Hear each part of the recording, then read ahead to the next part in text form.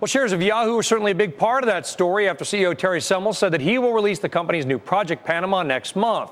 The advertising software aiming to close the gap with Google and boost Yahoo's sales. Joining us now from Sunnyvale, California, Sue Decker, Yahoo CFO and Executive Vice President in charge of advertising sales. Sue, thank you for coming on the program. I think it's the first time that we have talked since your promotion internally at Yahoo, so congratulations on that. Thank you. Thank you for having me. Okay, let's talk about Project Panama. A lot of our viewers at home might be thinking, what in the world is this? I understand what you're trying to get to, and I understand it's been working. There's an interesting article in Wired that I just read a couple of nights ago about it. Are the execution issues behind Panama all behind Yahoo? Well, the execution issues always persist as we roll out a new project like this, and we've been extraordinarily focused on making sure that we're planning for those with extraordinary detail. That's one of the reasons that we delayed, is we wanted to be absolutely certain that we had all of the testing done and that we could roll this out to customers in the most effective way possible with the least friction. We're really pleased. What Terry announced yesterday on our conference call was that we had, over the last 3 months since we began the invitation process in October, had migrated the substantial majority of our revenue and our listings from our clients onto the new system. And there was a lot of execution behind that. We're still very focused on execution. We're moving to phase 2 now, which is to turn on the new ranking algorithm on February 5th, and we'll be very focused on making sure that that goes as smoothly as possible as well. What are you going to do differently than your predecessor to add value to Yahoo and Yahoo shareholders? Well, I don't have a predecessor, so I get to, this is a newly created role, and one of the things that I'll be focusing on very closely in the near term is how do we bring together all of the amazing assets Yahoo has. We have the broadest array of ad products across graphical, display, search, listings in the classifieds area. How do we take that broad group of ad products? How do we take our sales force, which is the world's leading sales force in online advertising, and have them sell not just our own and operated inventory, but also publishers off the network like eBay that we added last year.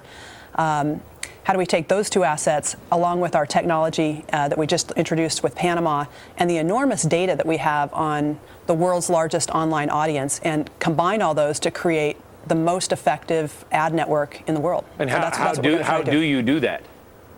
Well, we have all the assets, so it's just a matter of putting them all together now and trying to extract the leverage from all the information we have. When you think about it, we have close to 500 million people around the world coming to our site every month, and that window into their passions and into their communities that they form gives us enormous data. We know what kinds of ads they click on. We know what kinds of terms they search on. We know what places they've been on the network. We can then take that information and serve them the absolute most relevant ads, no matter whether they're in the search area or in any other form of content on Yahoo or on any other site, as long as they're part of our publisher network. So we've been putting the seeds together for the last year to execute on this strategy, and the new org structure is the next phase in that. And I couldn't be more excited to try to help lead that. Sue, this is Fred Lane. First, I want to say hello. Been a long time. Hi. I haven't seen you for a while. Nice to see you. Absolutely. Secondly, I want to ask you, who else has the same, does anybody else have the same collection of assets against whom you're therefore benchmarking yourself? I mean, who is the real competition for these eyeballs and the competition for the turf that Project Panama is designed to secure on your part? Well, I think it's fair to say there's a lot of competition out there, and we remain very focused on that and staying paranoid and trying to produce the very best products and services for our customers. Google clearly is a very strong competitor in the search arena. What excites us about what we're trying to accomplish is that we think that we can create a much broader ad network across all forms of advertising with the assets we have. And on that level, we don't think there is another company that has those assets. It really starts with our owned and operated network, where we have the largest online audience in the world. That gives us a unique window into what people care about, and also into inventory that can allow us to produce better and better products and services, but also perform advertising services in a way for off-network companies that I don't think any other company can. And I think that soothes Brian again. This is what frustrates Yahoo investors, is that a lot of people don't realize you do have more eyeballs than Google. Yes, Google has a greater percentage of the search market share, but more people go to Yahoo across your entire platform than anywhere else. How do you, I don't know, what's the politically correct term? How do you get more conversion rates out of those eyeballs? How do you monetize all those eyes and mouse clicks? Well, you're asking a really key question, because in search, you have a query box in which the user types their interest, so you know their intent. It's very easy to then target a relevant ad. What's hard is to create relevant ads out of all of the inventory that's being created across social media, video, mobile, all of the new areas. That's what we think plays so well into Yahoo's strengths, because if we have a user registration relationship, which we do with close to half of our 500 million users, we know other places they've been on our site, so if they're in email and they've been in auto site, we can serve a much more relevant ad than if we didn't know that and we were only doing email.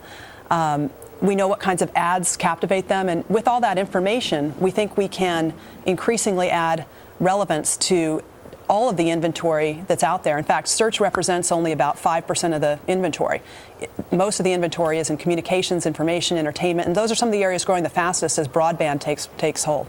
Sue, if we're to hear from what you're saying, that your part of your goal is to be kind of the one-stop shop, or at least the first stop, in terms of search and in terms of a resource.